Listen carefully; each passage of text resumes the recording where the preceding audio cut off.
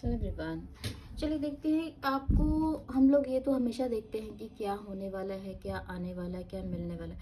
किन चीज़ों का आपको ऐसा है कि जो आपकी लाइफ में सर्व नहीं कर रही हैं और उनको लेट गो करने की ज़रूरत है। वो क्या चीज़ है जिसको आपको अपनी लाइफ से लेट गो करने की ज़रूरत है? ठीक है। यूनिवर्स, एंजल्स, प्लीज़ हमें गाइड कीजिए। बताइए मेरे व्यूवर्स को ऐसी कौन सी चीज़ें हैं जिनको लेट गो करने की ज़रूरत है अपनी लाइफ से, ताकि न्यू बिगनिंग हो सके। बहुत ज़्यादा कार्ड्स हैं, इकट्ठे नहीं लेने, मुझे वन बाय वन लेना है। Universe please give me one by one card. Thank you universe, thank you angels, please guide कीजिए मेरे व्यूवर्स को कौन सी चीज़ों को लेट गो करने की ज़रूरत है। यूनिवर्स, एंजल्स, प्लीज़ गाइड कीजिए। कार्ड्स बहुत ज़्यादा गिर रहे हैं, चलो ले लेते हैं। अब फर्स्ट कार्ड है सन। तो सन जहाँ फादर के साथ रिलेशनशिप की बात करते हैं, बेटे और फादर का जो रिलेशनशिप है, हो सकता है कुछ लोगों का वो रिलेशनशिप सही नहीं चल रहा है, तो वहाँ पे उस रिलेशनशिप को सही करने की ज़रूरत है। और सबसे इम्पोर्टेंट, वन नंबर वाले जो सन जो रिप्रेजेंट करता है, वो बहुत सारे लोगों में ना ईगो लेकर आ जाता है। तो आपको ईगो को छोड़ने की ज़रूरत है अपनी लाइफ में। अगर आप चाहते हैं कि सब कुछ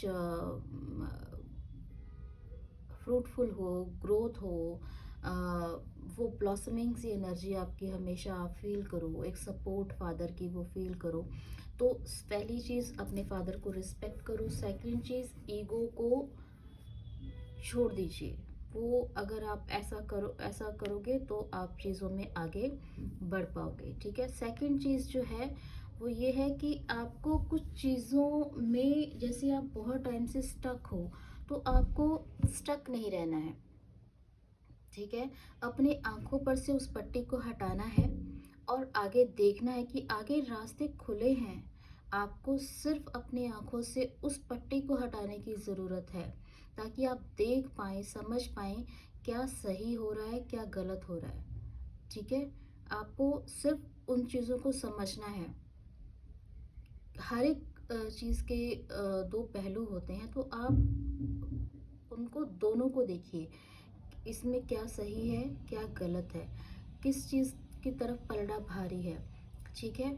तो आपको उस तरह से दिल से नहीं, दिमाग से चीज़ों को लेना है, समझना है, एंड और फिर इस स्टक सिचुएशन से अपने आप को बाहर निकालना है। ठीक है। थर्ड जो एनर्जी है वो ये है कि आप बहुत ज़्यादा प्यार गिविंग नेचर में रहने वाले पर्सन हो। तो एंजल्स, यूनिवर्स आपको ये कह रही हैं कि इतना भी किसी को गिविंग नेचर में मत रहो, इतना भी किसी पे प्यार मत उड़ेलो कि आपको प्रैक्टिकल होने की भी उतनी ही ज़रूरत है। ठीक है। कोई भी किसी के इतना प्यार देने को वो उसकी मूर्खमती समझता है, वो इंसान उसके प्यार को नहीं फिर समझता है। ठीक है। यहाँ पे चीज़ों को आपको बैलेंस करने की ज़रूरत है, इमोशंस, फीलिंग्स को, और उतना ही दीजिए जितना किसी को, सामने वाले को ज़रूरत है या देना चाहिए। ठीक है। और अगर आप ही देते जा रहे हो और सामने वाला आपकी कदर नहीं कर रहा है, तो वहाँ पे अपने आप को स्टॉप कीजिए, वहाँ अपने आप को रोकिए। ठीक है। सो ये बोला जा रहा है कि be practical. Okay. And next जो एनर्जी है वो है थ्री ऑफ कप्स की एनर्जी। जो थ्री ऑफ कप्स की एनर्जी ये बोल रही है कि भाई आ, हर वक्त उस नेचर में मत रहो कि जस्ट फ्रेंड्स के साथ एंजॉय ये वो। तो अपने ग्रोथ, अपनी स्टडी, अपने करियर पर भी उतना ही फोकस्ड रहने की आपको ज़रूरत है।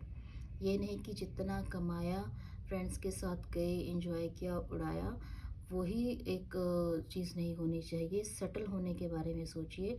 अगर ख़ास तौर पे उन लोगों के लिए जो अब्रॉड में हैं, बच्चे स्टडी बेसिस पे जाते हैं, उनके लिए ख़ास तौर पे है ये। वो बहुत हालांकि प्रैक्टिकल होते हैं, काम करते हैं। जब आप इतनी मेहनत करते हो, इतना हार्ड वर्क करते हो, तो उस चीज़ को मैनेज कैसे करके चलना है वो भी सीखिए। ठीक है। और अब सेविंग बहुत ज़रूरी है। हर वक्त पार्टीज, एंजॉयमेंट भी ज़रूरी नहीं है, तो सेविंग पे ध्यान दीजिए। ठीक है।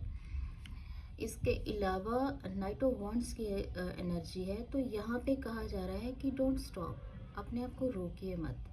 जब आपके अंदर इतनी समझ है कि आप चीज़ों को, जब तक आप किसी मुसीबत को, प्रॉब्लम को फेस नहीं करोगे, उससे लड़ोगे नहीं, तो उसको पार कैसे करोगे।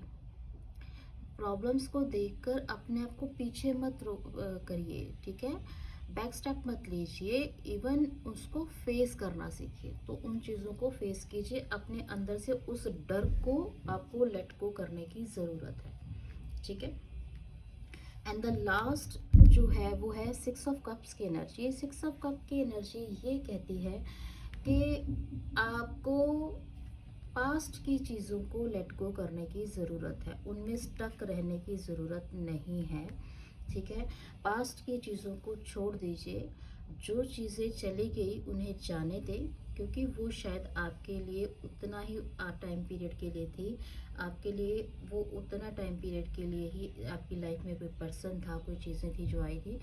और या फिर पुरानी चीज़ों में खोए रहकर अपना आज खराब मत कीजिए, अपना प्रेजेंट खराब मत कीजिए, ठीक है।